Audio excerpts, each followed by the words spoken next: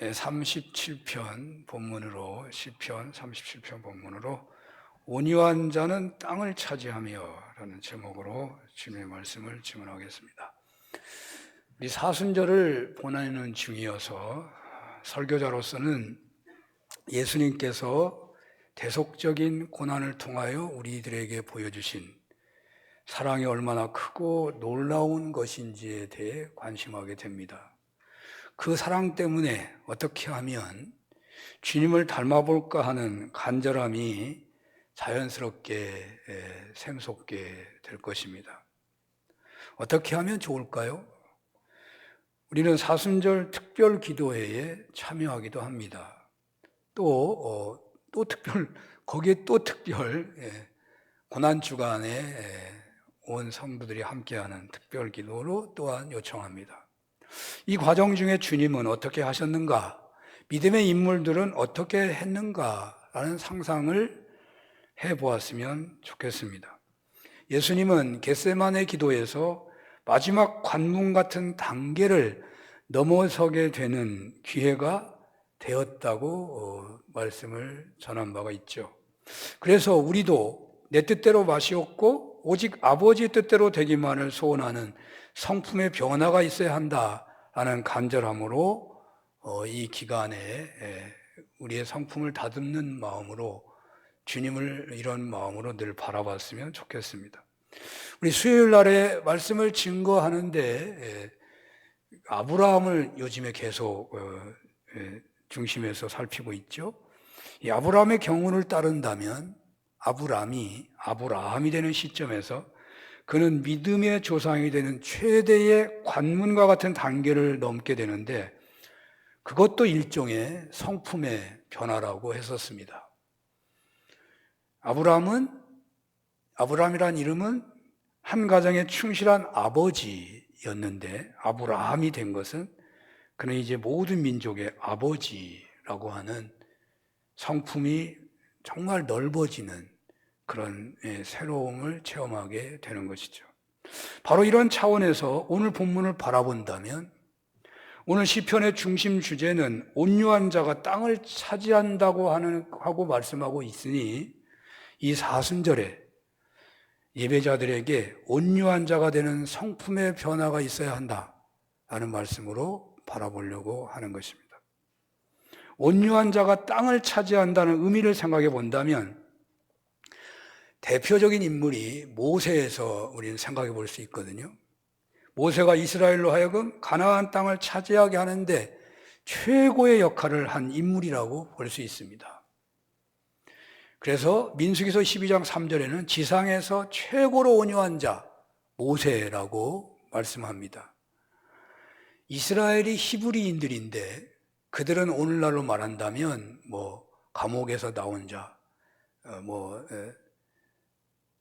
그냥 도망자, 외국에서 온 사람들, 가난한 자,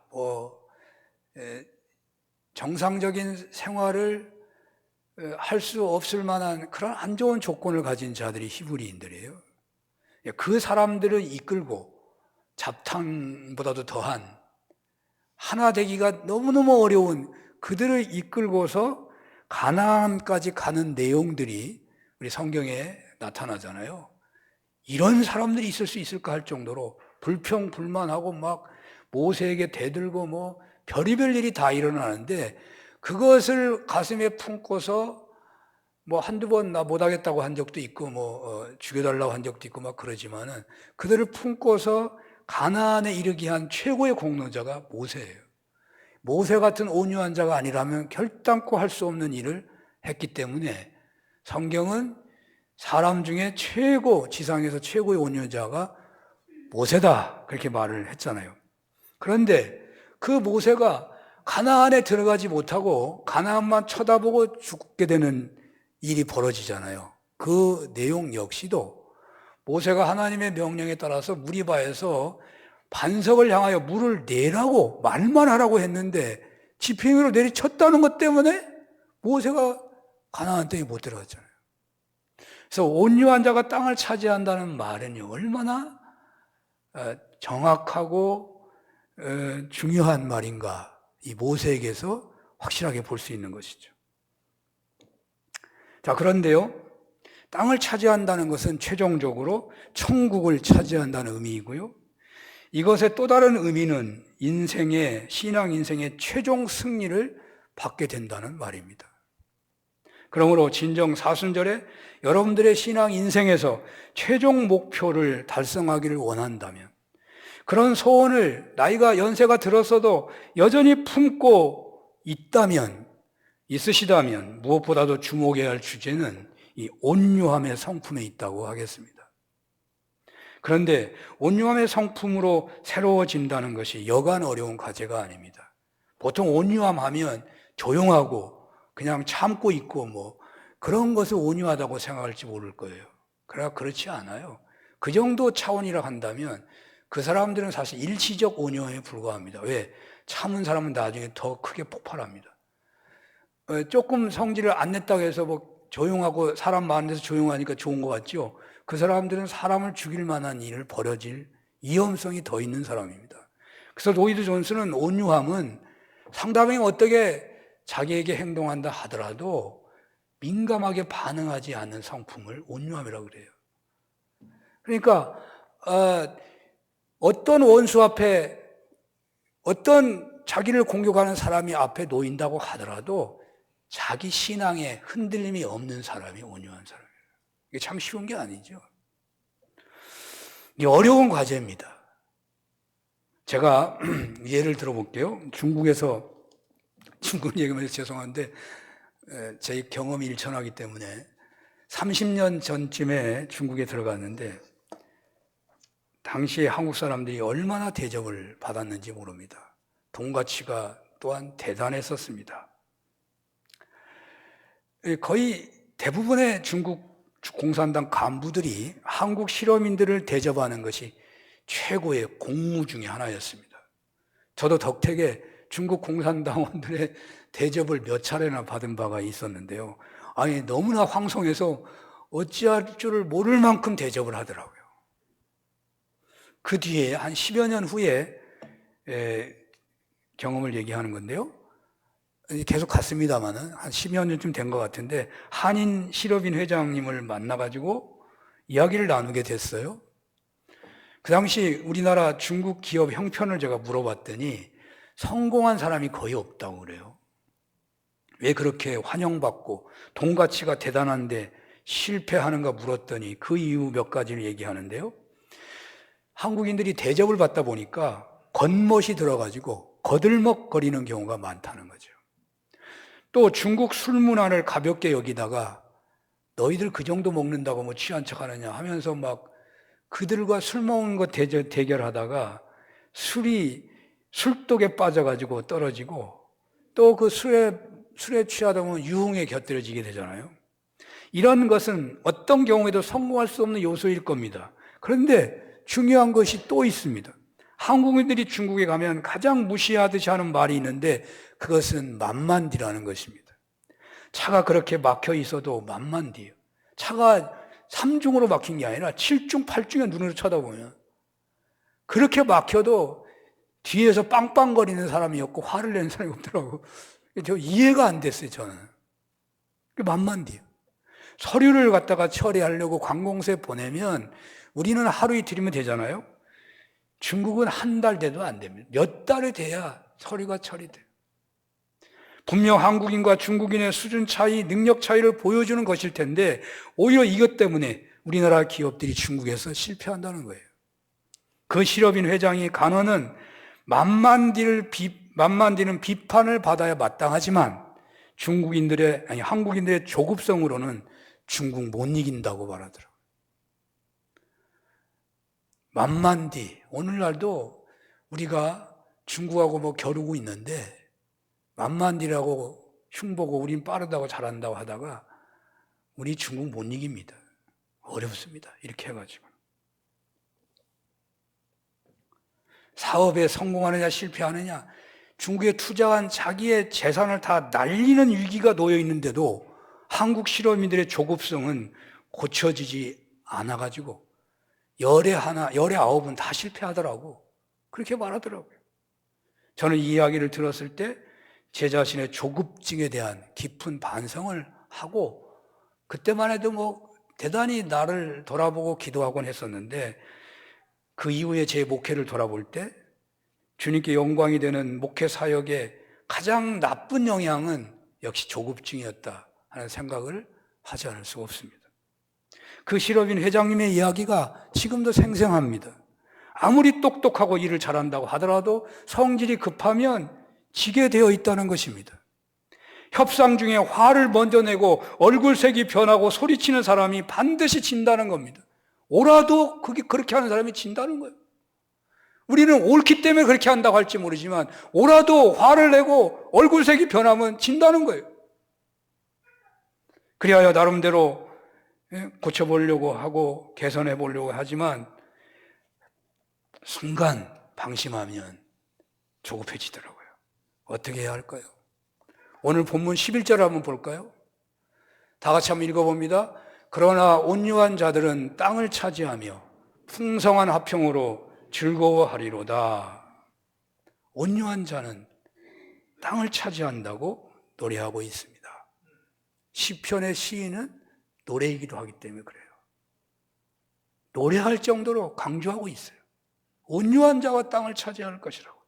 특히 개역 성경에서는요, 이 개정판에는 빠져 있지만 개역 성경에는 온유한 자가 땅을 차지한다고 평범하게 말하지 않고 오직이라는 말을 덧붙입니다. 오직 온유한 자만이 땅을 차지한다고 번역합니다.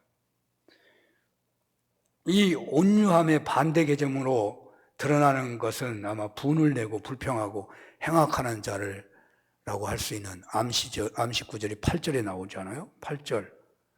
분을 그치고 노를 버리며 불평하지 말라.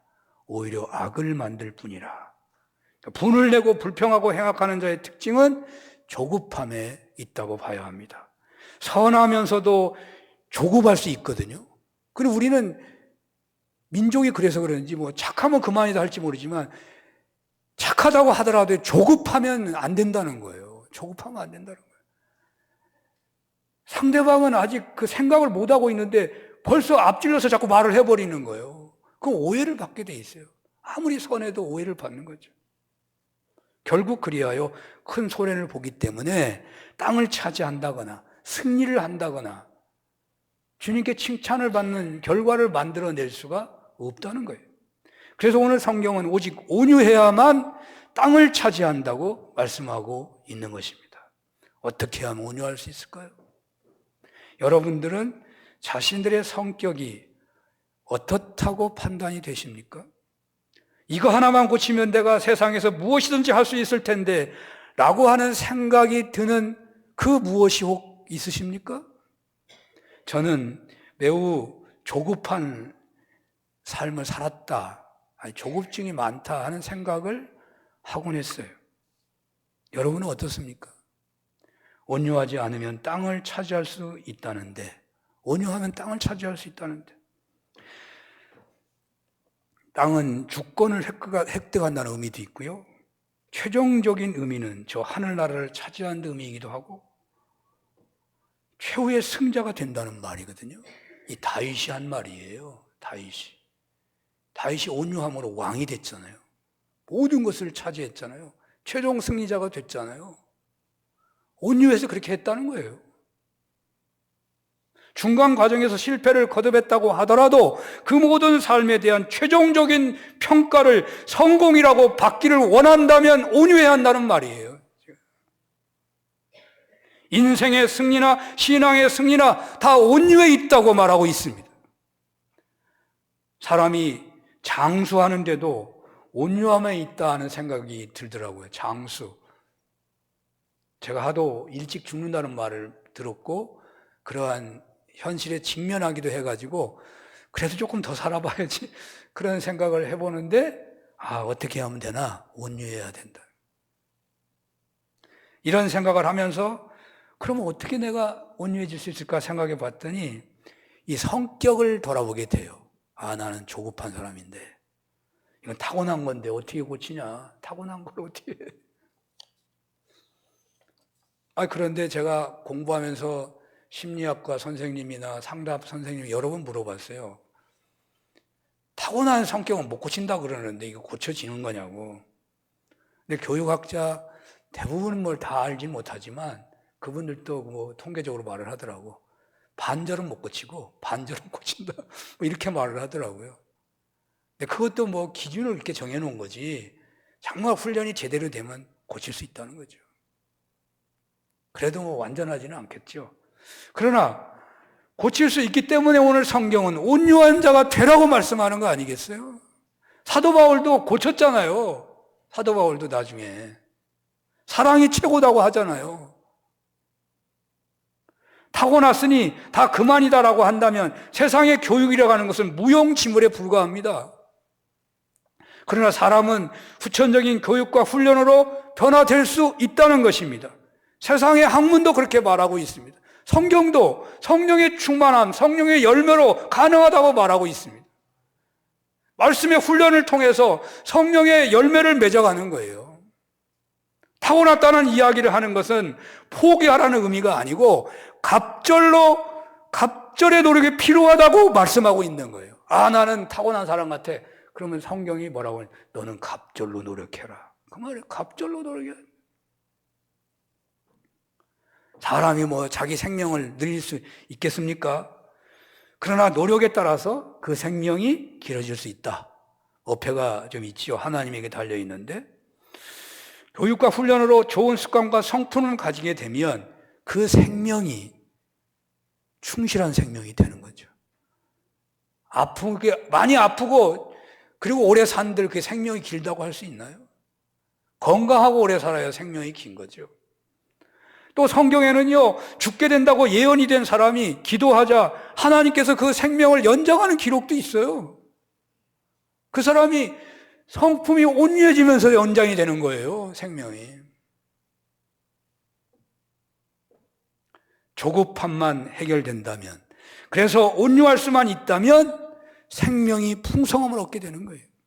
이렇게 전제를 하는 이유는 이 온유함의 성품이 이 사순절에 정말 우리가 받아야 할 최고의 은혜다 생각하라고 제가 자꾸 말씀을 드리는 거예요.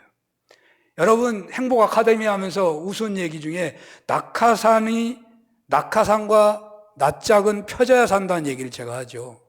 이거 백동주 목사님 하는 말을 제가 인용해서 하는 건데, 낙하산과 낯짝은 펴져야 하네. 뭐 그게 무슨 말이야 하면 안 돼요? 조금만 생각해 보세요. 낙하산이 안 펴지면요, 낙하산 타고 내려다가 즉사합니다. 여러분 얼굴이 안 펴지면 여러분 죽는다는 말이에요. 얼굴이 펴지는 것은 행복하다는 거거든요. 행복해야만 신앙적으로 성공한다는 거예요. 예수 믿는 사람이 하나님의 전능하심을, 예수님의 특별한 사랑을, 성령이 지금도 역사하고 있는 것을 믿는 사람들이 얼굴이 안 펴진다. 그러면 신앙 실패자죠. 그러니까 낯짝이 펴져야 돼. 그것은 낙하산이 펴지는 것과 같을 정도로 중요하게 생각해야 한다. 여러분, 저기 팔레스타인의 그 구호품이 낙하산이 안 펴져가지고 떨어져가지고 몇 명이 죽은 줄 알아요? 5명 죽었다고 뉴스에 나오잖아요. 공중으로 투하를 해, 먹을 것을. 그거 받아먹으려고 기다리는데 낙하산이 안 펴져가지고 뚝 떨어져가지고 5명이 죽었다 그러잖아요. 여러분 얼굴이 안 펴지면 다른 사람까지 죽인다고 말해요. 심각할 수 있다. 낙하산이 펴지는 거죠. 온유하지 못하면 정말 심각할 수 있다. 이 생각을 해보라고 해서 말씀드리는 겁니다. 그렇습니다. 우리가 배나 노력할 것이 무엇이겠습니까? 온유함의 성품이라는 거예요. 어떻게 하면 되겠습니까? 1절, 2절 보겠습니다. 다 같이 읽어봅니다. 악을 행하는 자들 때문에 불평하지 말며 불의를 행하는 자들을 시기하지 말지어다. 그들은 풀과 같이 속히 배임을 당할 것이며 푸른 채소같이 쇠잔할 것이미로다. 아멘. 오늘 성경은 악을 행하는 자들 때문에 불평하지 말며 불의를 행하는 자들을 시기하지 말라. 어떤 중견 사업가에게 들은 말인데요. 자기는 열심히 살았대요. 그런데 열심히 살고 그리고 평범하게 일하고 살았대요. 뭐 눈치도 안 보고 그냥 정상적으로 살았는데 실수가 된 거죠. 외환관리법에 걸렸대요. 몰라서 걸린 거예요. 그게 걸리고 나서 도망자 신세가 돼버렸어요. 사업을 할 때도 도망다니고 숨어 다니면서 사업을 하니 사업이 제대로 될 리가 없죠. 목숨 걸고 뛰다시피 열심히 하는데도 되는 일이 없고, 그리고 그래서 낙관적으로 살아보려고 해도 마음이 풀리지가 않는다고 토로하는 것을 본 적이 있어요. 그 사장님 이야기 속에는 자신은 죽을 힘을 다하여 뛰고 또 뛰고 살지만 손에 잡히는 거 없고, 주변에 나쁜 사람, 사악한 사람들, 간사한 사람들, 오히려 돈 잘 벌고 명예에 올라가고 권력 잡고, 그런 걸 보면서 나는 너무 억울하다 하는 그 내면의 탄식이 그분의 마음에 있더라고요. 이런 마음을 품고 있다면 온유하기 어렵겠죠. 아무리 악한 자가 잘 된다고 하더라도 그런 마음을 품고 있다면 온유할 수가 없는 거예요. 조급해질 수밖에 없어요. 쉽게 분노할 수밖에 없고, 모든 사람이 다 적으로 보일 수밖에 없어요. 행악자의 성공을 보고 불평하지 말아라. 시기하지도 말아라. 그래야 온유할 수 있다. 단편적으로 보면 행악자들이 잘 되는 것처럼 보일 수도 있습니다. 그래서 하나님의 공의롭지 않은 것처럼 느껴질 수도 있습니다. 행악자는 형통하고 의인은 오히려 고난당하는 것처럼 보여서 그만 그 행악자의 형통함에 불평 분노하고, 그래서 사사건건 오히려 사건 사고가 일어나게 만드는 그런 사건 사고의 주인공이 되는 경우가 많다니까, 불평불만하다가.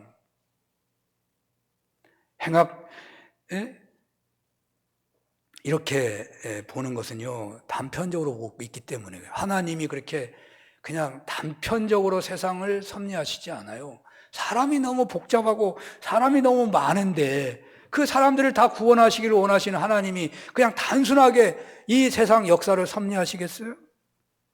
행악자의 형통함은 풀과 같이 속히 배임을 당할 것이고 푸른 채소와 같이 쇠잔할 것이라고 말씀하시는데요, 행악자 앞에서 당하는 사람은 그것이 길어지는 거죠. 길게 보이는 거예요. 혹 행악자가 그 성공이 꽤 오래되게 되는 경우도 있을 거예요. 그것은 하나님께서 행악자를 향한 하나님의 원대한 계획이 있는 경우도 있어요. 사울왕이 왜 오래 그렇게 왕위를 지탱하나요? 사울왕이 회개하기를 원하셔서 그러는 것이고, 그것만 있나요? 다윗을 훈련하기를 원하시는 거예요. 다윗을 훈련하려고 하는 뜻이 있는 거예요. 악행자, 행악자를 사용해서 의인을 채찍질하고 연단하는 경우가 얼마나 많은데요. 우리에게는 부조리하게 보일지라도 그것은 하나님이 공의롭지 못함도 아니고 하나님의 원대한 섭리에 의해서 진행되고 있을 뿐입니다.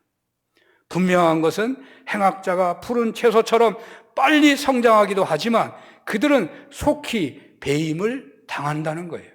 10절을 볼까요? 이렇게 기록합니다. 잠시 후에는 악인이 없어지리니 네가 그곳을 자세히 살필지라도 없으리로다. 조급하지 않고 온유한 자가 되려고 한다면 하나님의 원대한 계획을 믿고 행악자의 형통함에 불평, 불만, 분노하지 않아야 한다는 것입니다.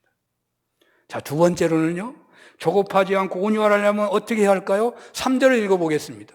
시작. 여호와를 의뢰하고 선을 행하라. 땅에 머무는 동안 그의 성실을 먹을거리로 삼을지어다. 아멘. 여호와를 의뢰하고 선을 행하고 하나님의 성실을 먹을거리로 삼아라. 먹는 거는 하루에도 몇 번씩 먹잖아요. 날마다 먹어요. 한순간도 하나님의 성실을 손에 놓지 말고 살아라는 거예요. 하나님을 의뢰하여야 선을 행하게 되고 또 하나님을 의뢰하고 있기 때문에 선을 행하게 돼요. 하나님을 의뢰하는 자는 성실을 먹을거리로 삼아야 하고 또 하나님을 의뢰하면 성실을 먹을거리로 삼게 되는 거예요. 왜 우리네가 조급해지고 온유함에서 멀어지게 되는 것입니까? 가령 예를 들어봅니다. 3일 할 일을 이틀 동안 그럭저럭 보내다가 3일 되는 날에 한꺼번에 해치우려고 한다면 분명 그 사람 조급해지기 쉽습니다. 그래서 그 조급하게 일하고 있는데 누가 이름을 부르고 말해요. 나 좀 도와줘 하든지 말만 걸어도 그냥 화를 낼 거예요. 말만 걸어도. 분명 이틀 동안은 하나님을 의뢰하는 삶이 아니었고 세상과 짝한 삶을 살았을 가능성이 많아요. 성실로 먹을거리를 삼았다면, 날마다 언제나 꾸준히 성실하기만 했다면 아마 그는 조급하지 않을 수 있을 것이고 온유함에 거할 수 있지 않았겠어요? 하나님을 의뢰하고 선을 행하며 성실을 먹을거리로 삼으시기를 바랍니다. 세 번째로 조급하지 않고 온유하고자 하면 어떻게 해야 하나요? 4절을 볼까요? 또 여호와를 기뻐하라. 그가 네 마음의 소원을 내게 이루어 주시리로다. 아멘. 왜 우리가 조급하고 불평하고 분노하게 되는 것일까? 소원하는 것이 잘 안 되기 때문이잖아요. 아파트에 사는데 밑에서 아랫집에서 쫓아왔어. 물 샌다고. 그러니까 물이 왜 새나? 그래서 전문업체에 들여가지고 다 검사를 했는데, 그래가지고 수리를 했는데 웬걸 또 물이 샌대. 아무래도 물이 새니까. 여러분, 물 새는 거 쉽게 잡는 게 아니더라고. 우리 교회 물 새는 거요, 너무너무 힘들었어. 찾을 길이 없어. 그러니까 이 사람이 아예 한 1년을 넘도록 스트레스를 받아가지고 이사 가기로 작정해버려요. 예수 잘 믿는 사람이었어요. 싫어합니다, 싫어.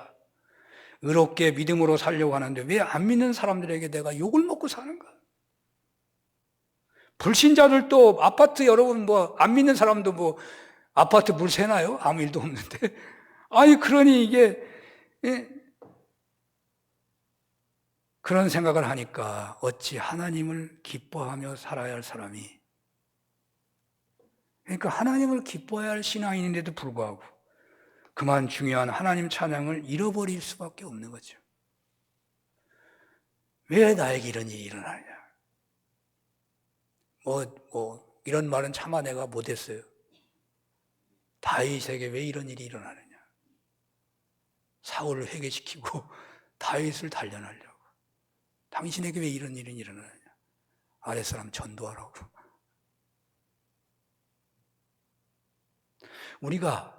우리에게 닥친 모든 현실에서 하나님의 선한 섭리를 인정하고 받아들이지 않는다면 하나님을 기뻐할 수 없는 것입니다.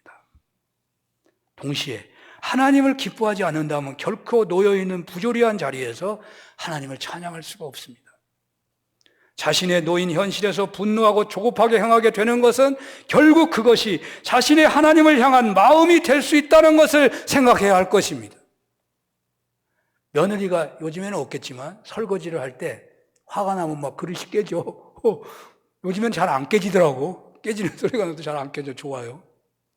그러면 그 설거지 소리를 듣고 있는 시어머니가 어떻게 생각해요? 저 나한테 하고 있다. 여러분, 신앙인들이 자신이 놓인 현실이 부조리하다고 불평하고 분노하고 조급하게 굴게 되는 것은 다 자신의 못난 것에 대한 탄식이라고 할지 모르지만 사실은요, 그것이 하나님을 향하고 있다는 것을 기억해야 합니다. 하나님을 기뻐해야 한다니까요, 우리가. 그러니 그 현실을 불평하면 안 된다니까. 그래야 하면 반드시 소원을 이루게 된다고 말씀하십니다. 왜냐하면 하나님을 기뻐하시면 그는 조급해지지 않게 되고 온유하게 돼가지고 땅을 차지하게 된다니까. 하는 일에 승리하게 된다니까요. 오히려 그 어려움이 연단이 돼가지고 훌륭한 신앙인이 된다니까요. 어떤 어려운 중에 거한다 할지라도 하나님을 기뻐하시는 은혜가 있으시기를 축원합니다. 네 번째로 어떻게 하면 조급하지 않고 온유할 수 있을까요? 5절에서 7절 한번 읽어볼까요?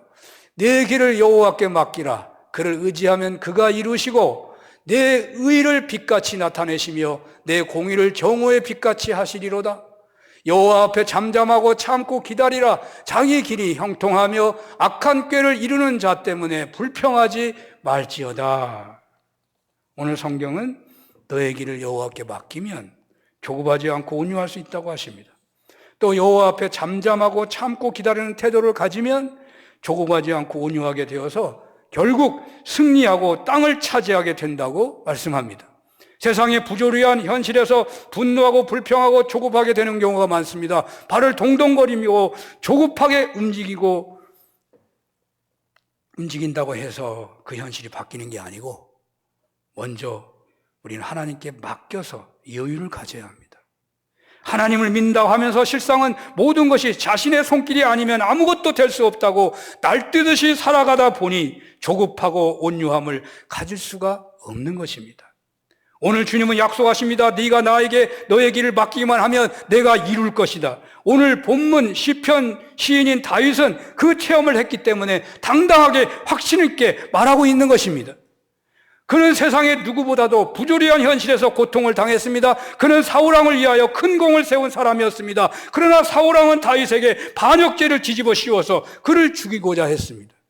다윗은 얼마나 고통스러웠겠습니까? 그것이 1, 2년이었습니까? 성경에 보면 10여 년인데요. 그러나 그는 좌절하지 않았고 그런 상황에서도 하나님을 신뢰했고 자기의 길을 하나님께 맡겼습니다.